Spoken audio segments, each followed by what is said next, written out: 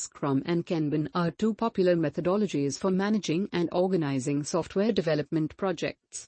Scrum is a framework for agile software development that emphasizes collaboration, accountability, and iterative progress.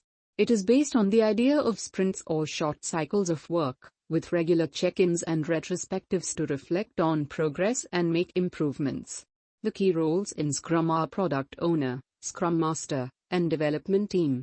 Kanban, on the other hand, is a visual system for managing work that emphasizes the flow of work, rather than time-based iterations.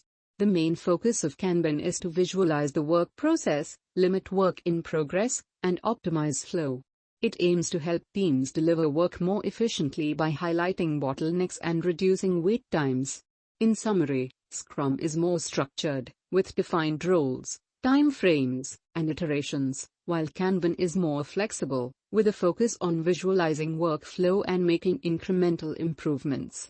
The choice between Scrum and Kanban depends on the specific requirements of each project and can be influenced by factors such as team size, project complexity, and organizational culture.